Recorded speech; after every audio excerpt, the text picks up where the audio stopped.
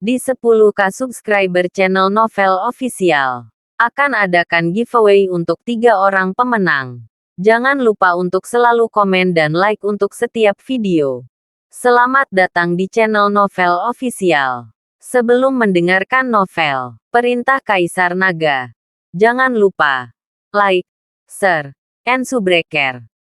Kalau tidak kuretakkan jantung kalian. Tanpa lama-lama lagi langsung saja kita masuk di cerita novelnya. Selamat mendengarkan bosku. Bab 1130. 1-1135. Tuan Ning. Ternyata, kesalahpahaman. Tetapi, keluarga Ning Anda yang berada ribuan mil jauhnya, mengapa Anda datang ke tanah tandus di Sichuan ini untuk membangun rumah? Hendrik Luo bertanya pada Zeke. Zeke tahu bahwa Hendrik Luo tidak tahu rahasia menara penindas iblis, dan dia tidak akan memberitahu Hendrik Luo. Jadi dia tersenyum sedikit. Meskipun Sichuan tandus, lingkungannya bagus, pemandangannya indah, dan sangat sunyi. Ini adalah tempat yang bagus untuk orang bisa berkultivasi. Selain itu, ada baiknya keluarga Ning saya datang dengan cepat ke keluarga Gu. Kali ini keluarga Gu menderita, dan keluarga Gu terbunuh. Saya akan membangun kembali tempat ini sehingga keluarga Gu lainnya yang tidak akan memiliki tempat yang stabil untuk ditinggali bisa hidup stabil kembali. Hendrik Luo tertawa setelah mendengar ini. Hahaha. Saya tidak pernah berpikir bahwa Tuan Muda Ning, seorang pria yang ramah. Namun, tidak ada kedamaian seperti Kyoto di Sichuan ini. Dari waktu ke waktu, selalu ada pembudidaya jahat. Jika Anda menyakiti Tuan Muda Ning pada waktu itu tidak akan sebanding dengan kerugiannya. Tuan Muda Ning yang mencicipi daging empuk pasti tidak akan terbiasa tinggal di tempat seperti ini.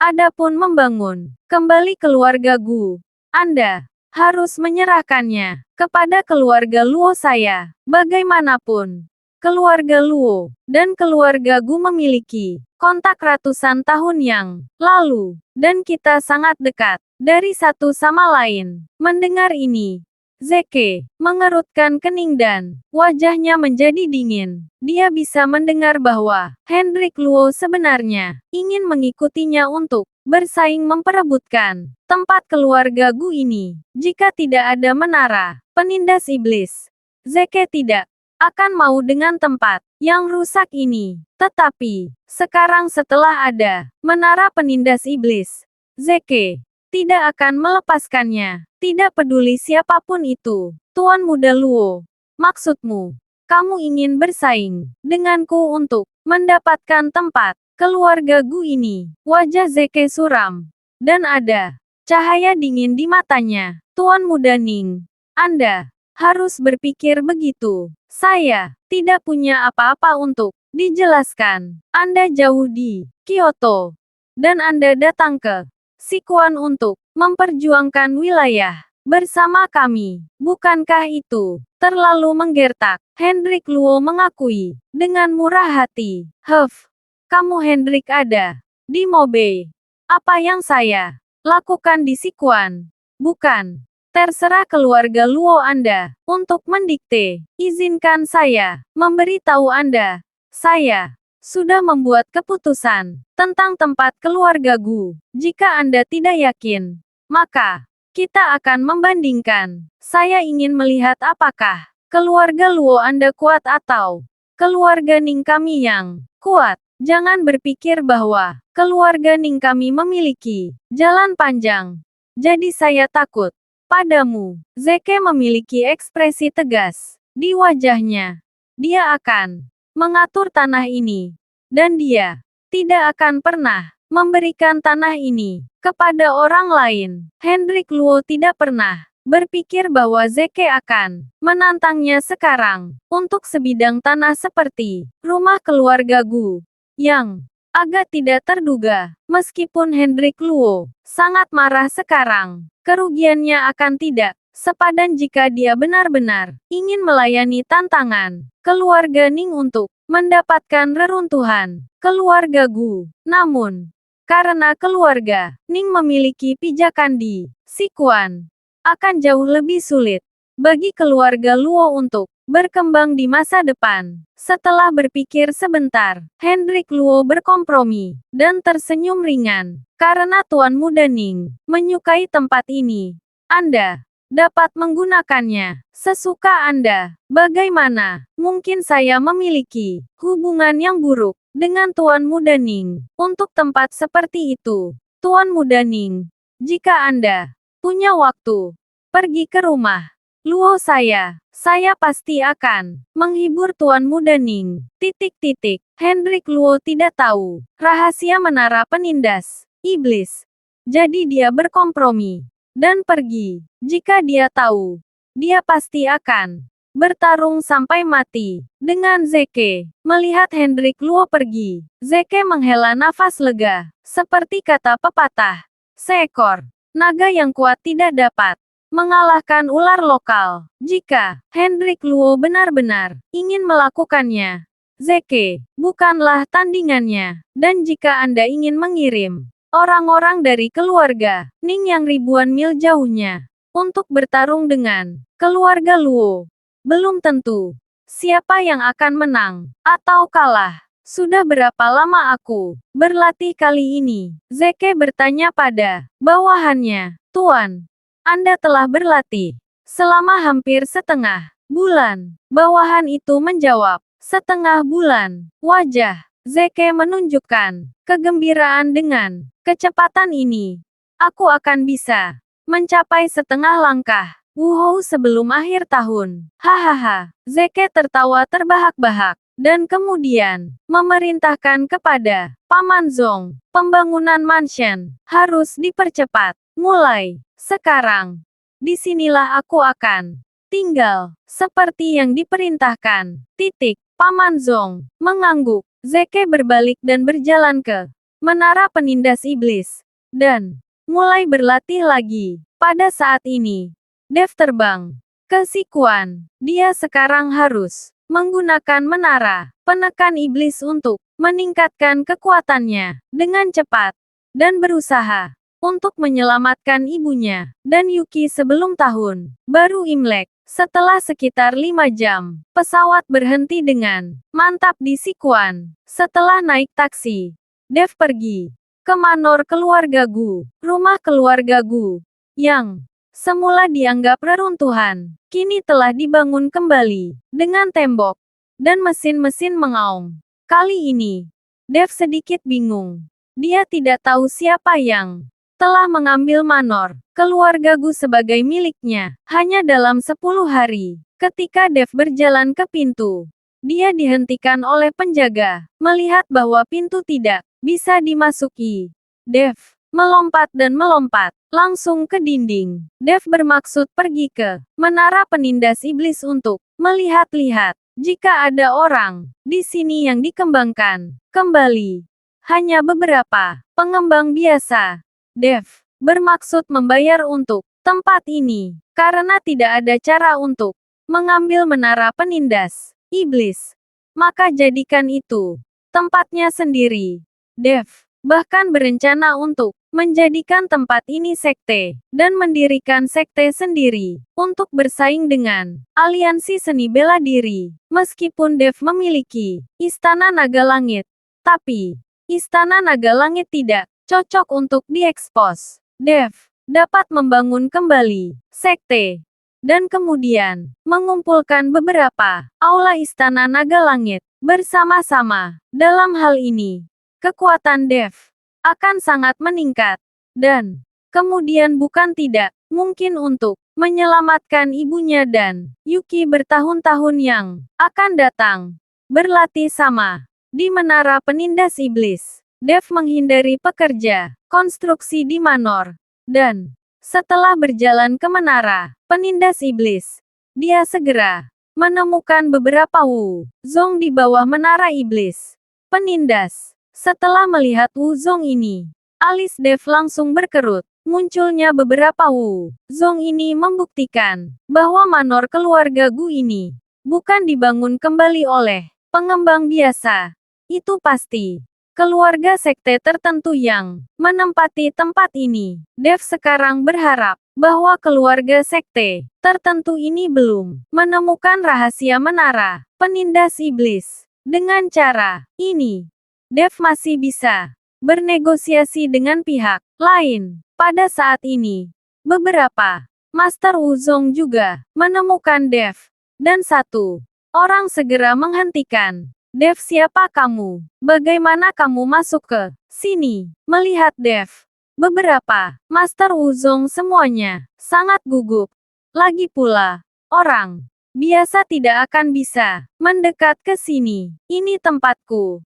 Aku hanya ingin bertanya, siapa kamu? Mengapa kamu mengambil tempatku? Dev bertanya dengan sikap anti-tamu. Pertanyaan Dev langsung membingungkan beberapa Master Wuzong. Mereka juga tidak tahu siapa Dev. Setelah mendengar apa yang dikatakan Dev, mereka mengira bahwa Dev adalah orang lain dari keluarga Gu. Jadi Master Wuzong yang berbicara mengedipkan mata kepada yang lain dan meminta untuk menemukan Paman Zong. Selama Paman Zong ditemukan, itu akan mudah dijelaskan. Segera, Paman Zong ditemukan.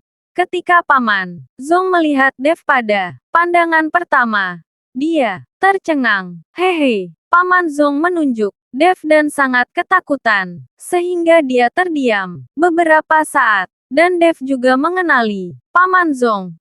Dan sudut mulutnya sedikit terangkat. Sepertinya orang-orang ini semua direkrut olehmu. Dia adalah Dev.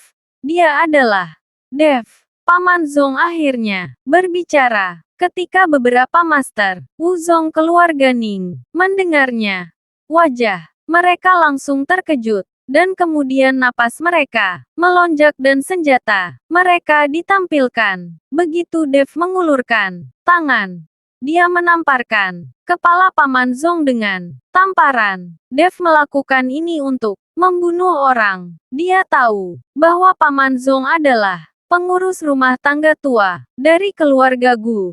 Dan dia harusnya tahu rahasia menara penindas iblis. Meskipun saya tidak tahu apakah Paman Zong telah mengungkapkan rahasia menara penindas iblis, saya masih harus membunuhnya terlebih dahulu. Kamu berani membunuh di keluarga Ningku? Sialan. Seorang Master Wuzong berkata dengan wajah muram. Apakah kamu dari keluarga Ning di Kyoto? Dev mengerutkan kening. Dia tidak pernah berpikir bahwa orang-orang dari keluarga Ning akan datang ke sini.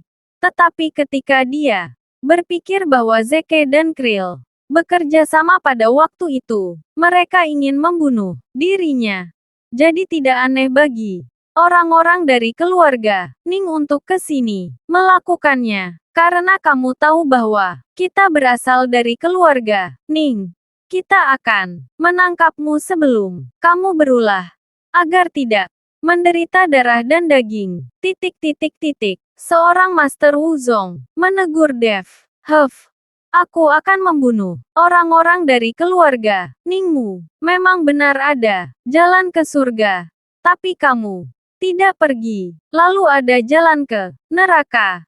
Dan kamu silahkan pergi ke neraka. Dev mengatakannya. Seorang pengganggu melangkah maju dan menamparkan Master Wuzong yang berbicara langsung. Pihak lain tidak punya waktu untuk bereaksi dan hanya merasakan serangan kekuatan yang kuat. Dan kemudian orang itu terbang keluar. Dada Master Wuzong cekung. Matanya terbuka lebar dan tidak ada nafas. Beberapa Master Wuzong yang tersisa dari keluarga Ning terkejut. Kamu jangan main-main. Beberapa orang sedikit ketakutan. Dev mencibir jika kamu mengatakan jangan main-main. Apakah aku tidak akan main-main? Setelah itu, sosok Dev menghilang dalam sekejap. Beberapa teriakan terdengar. Tak lama kemudian, beberapa Master Wuzong bahkan tidak bisa menahan satu gerakan pun di bawah. Dev melihat kematian tragis beberapa Master Wuzong, keluarga Ning. Dev tersenyum. Dia menemukan bahwa dia menjadi semakin berguna dalam hal kekuatan dan pengalaman bertarung. Selama Anda berlatih keras dan menyelamatkan ibu Anda dan Yuki bertahun-tahun yang lalu, seharusnya ada harapan besar. Dev menginjak tubuh beberapa Master Wuzong dari keluarga Ning dan berjalan ke menara penindas iblis Raja Kepiting. Begitu dia masuk ke menara penindas iblis, Dev merasa seperti sedang berendam di pemandian air panas. Sangat nyaman. Pada saat ini, di lantai 3, menara penekan iblis, Zeke sedang duduk bersila, menyerap napas menara penekan iblis dan kekuatan. Zeke tumbuh dengan cepat, tapi saat Zeke tenggelam dalam kultivasinya, aura berbahaya tiba-tiba menyerbu ke arahnya. Zeke tiba-tiba membuka matanya dan menatap tangga di depannya. Dadada, ada suara langkah kaki di tangga yang membuat Zeke mengerutkan kening. Dia sudah memberitahu bawahan itu untuk tidak membiarkan siapapun masuk. Tetapi sekarang, seseorang telah masuk ke menara penindasan iblis yang membuat Zeke merasa sangat aneh. Siapa? Zeke berteriak di tangga, tapi tidak ada yang menanggapinya. Dan suara langkah kaki masih terdengar jelas. Zeke tiba-tiba berdiri, mengerutkan kening lebih dalam. Jika seseorang menerobos ke menara penindas iblis, bawahannya pasti akan memblokirnya. Siapa yang bisa menembus barikade Master Wuzong dengan segera? Bahkan jika dia bisa menerobos, akan ada suara pertempuran. Tetapi Zeke tidak mendengar satu suara pun. Hati Zeke mulai panik. Di area ini, orang-orang yang diam-diam dapat melenyapkan bawahan dia, dan kemudian memasuki menara penindas iblis. Mungkin adalah satu-satunya orang dari keluarga Luo. Mungkinkah Hendrik Luo kembali? Zeke curiga Hendrik Luo tidak benar-benar pergi, tetapi mencari kesempatan untuk membunuh dirinya. Selama dia membunuh orang, Zeke tidak memiliki kesempatan untuk memberi tahu keluarga Ning, dan tidak mungkin bagi keluarga Ning untuk mencurigai keluarga Luo. Memikirkan hal ini, Zeke melihat sekeliling menara penindas iblis, mencoba mencari kesempatan untuk melarikan diri. Tetapi menara penindas iblis hanya memiliki satu pintu keluar dari gerbang, dan tidak mungkin untuk keluar dari tempat lain. Zeke menggertakkan giginya. Matanya memancarkan cahaya dingin. Menatap tangga. Segera, sesosok muncul. Dan ketika Zeke melihat orang itu datang, dia tercengang. Itu kamu? Zeke bertanya dengan mata terbelalak. Tentu saja ini aku. Menurutmu siapa lagi? Senyum muncul di mulut Dev. Hahaha. Aku memang mencarimu, tapi aku tidak menyangka kamu akan datang sendiri. Zeke tiba-tiba tertawa. Dia sekarang berada di puncak kekuatan Wuzong, jadi dia tidak perlu takut pada Dev sama sekali. Tapi Zeke tidak tahu bahwa kekuatan Dev saat ini tidak lagi seperti dulu. Zeke tidak tahu tentang pembunuhan Dev terhadap Guo Wei. Sepertinya kamu memiliki kepercayaan diri. Melihat Zeke tiba-tiba tertawa, Dev bertanya, ringan dengan wajah penuh ketidakpedulian. Tentu saja, hari ini aku akan membunuhmu. Mengambil kristal nagamu. Dengan kristal naga ini, kupikir siapa yang akan menjadi lawanku. Titik-titik. Keserakahan muncul di mata Zeke. Aura di tubuhnya sedikit terpancar. Dan aura pembunuh datang dari segala arah. Dev memandang Zeke, yang hampir marah. Dan berkata dengan ringan. Bisakah kita keluar dan membicarakannya? Apa yang kamu takutkan? Zeke menatap Dev dengan sinis. Aku hanya takut menghancurkan menara penindas iblis ini. Jika aku membunuhmu, aku bisa melakukannya di mana saja. Dev tersenyum dingin. Jangan marah. Aku akan membiarkanmu merasakan kekuatanku sebentar lagi. Setelah Zeke selesai berbicara, dia berjalan menuju bagian bawah menara. Zeke juga takut pertarungan antara mereka berdua akan menghancurkan menara penindas iblis. Menara penindas iblis ini adalah harta karun dan tidak boleh dirusak. Dev mengikuti Zeke keluar dari menara-menara penindas iblis. Ketika Zeke melihat kematian tragis bawahannya di luar menara, wajahnya langsung menjadi sangat suram. Melihat wajah Zeke, Dev tersenyum kecil. Pelayan dari keluarga Ningmu terlalu tak berguna. Aku hanya menepuknya beberapa kali, dan mereka langsung menjadi seperti itu. Dev, jangan berpuas diri. Aku akan mengatakan yang sebenarnya. Aku sudah berada di puncak Wuzong. Tahukah kamu apa arti dari puncak Wuzong? Dari semua pejuang generasi muda di Kyoto, ada bukan satu orang yang telah mencapai puncak Wuzong. Kekuatanku saat ini, bahkan di daftar gratis dan mudah, masih bisa mendapat tempat. Jika kamu bertarung denganku, aku akan membuatmu mati dengan jelek. Zeke menggertakkan giginya dan berkata dengan kejam, puncak Wuzong. Dev berpura-pura terkejut. Kamu telah mencapai puncak Wuzong begitu cepat. Itu benar-benar mengerikan. Melihat ekspresi terkejut Dev, Zeke tampak bangga. Dev, sekarang kamu tahu betapa bagusnya aku. Jika kamu menyerahkan kristal naga dan harta di tubuhmu, aku mungkin masih menyelamatkan hidupmu. Kalau tidak, aku akan membuatmu tidak bisa bertahan atau mati. Melihat ekspresi sombong Zeke, Dev tersenyum ringan dan berkata, kekuatanmu di puncak Wuzong benar-benar luar biasa. Tetapi di mataku, itu hampir tidak ada artinya. Jika kamu ingin membunuhku, aku khawatir itu tidak sesederhana itu. Sombong. Bahkan puncak Wuzong tidak bisa membunuhmu. Jadi, bukankah kamu bahkan lebih kuat dari puncak Wuzong? Zeke mencibir. Dia tidak berpikir bahwa kekuatan Dev dapat melampaui puncak Wuzong. Dan berapa lama sejak berpisah dari Pulau Naga. Bahkan jika Dev adalah seorang jenius, tidak mungkin untuk meningkatkan kekuatannya sampai mengabaikan puncak Wuzong dalam waktu singkat. Mungkin hanya sedikit lebih baik. Dev mengulurkan tangannya dan memberi isyarat. Huff, kamu tidak bisa menggertakku.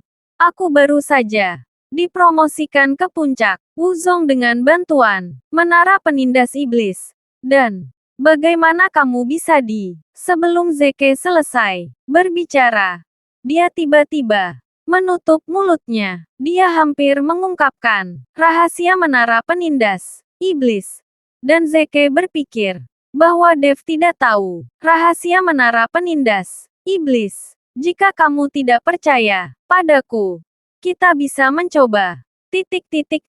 Setelah Dev selesai berbicara, napas di tubuhnya mulai berkembang pesat, dan kekuatan spiritual yang menakutkan mengelilingi tubuh Dev. Saat napas di tubuh Dev naik, tanah mulai bergetar, bergemuruh, seperti gempa bumi. Rumah yang sedang dibangun tidak jauh dari situ mulai runtuh. Lagi di tengah gempa, membuat banyak pekerja takut dan melarikan diri. Ini, wajah Zeke jelek. Matanya terbuka lebar, dan dia tidak bisa mempercayai semuanya. Sekarang, napas yang dikeluarkan Dev barusan tidak lebih buruk dari puncak Wuzong, atau bahkan lebih buruk. Kelopak mata Zeke berdetak, dan niat membunuh di hatinya semakin kuat. Bakat Dev terlalu gila, dan Kekuatannya telah meningkat begitu cepat dalam waktu singkat. Zeke tahu bahwa membiarkan Dev akan selalu menjadi bahaya besar yang tersembunyi bagi keluarga Ningnya. Apakah kamu masih ingin mencobanya sekarang? Dev memandang Zeke dengan main-main. Mata Zeke menyipit, tetapi dia tidak mengatakan apa-apa. Tetapi setelah teriakan keras, tinjunya datang ke Dev dalam sekejap. Tinju cahaya suci. Dev mengangkat tangannya dan menyambutnya dengan pukulan. Tinju itu diimbangi dan energi menakutkan meletus satu demi satu, langsung berpusat pada dua orang dan menyebar ke sekeliling. Rumah-rumah yang baru saja dibangun mulai runtuh satu demi satu di bawah energi yang menakutkan ini, dan banyak orang berlarian dan menghindar. Sosok Zeke bergoyang beberapa kali sebelum menjadi stabil. Sementara, Dev menarik kaki kanannya dan menekannya dengan kuat ke tanah. Dan retakan muncul di tanah seketika. Jangan berpikir untuk menyimpan kekuatanmu. Jika kamu tidak melakukan yang terbaik, kamu tidak memenuhi syarat untuk bertarung denganku. Dev memandang Zeke dan berkata dengan dingin. Zeke menatap Dev dengan sungguh-sungguh.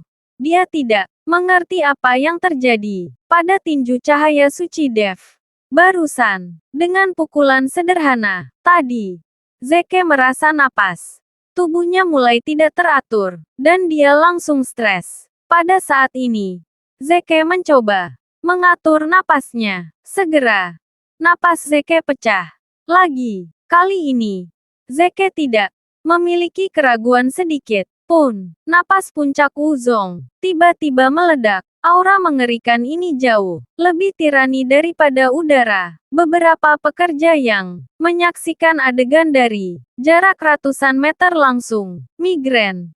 Yang sebenarnya dikejutkan oleh aura menakutkan ini dan memuntahkan darah.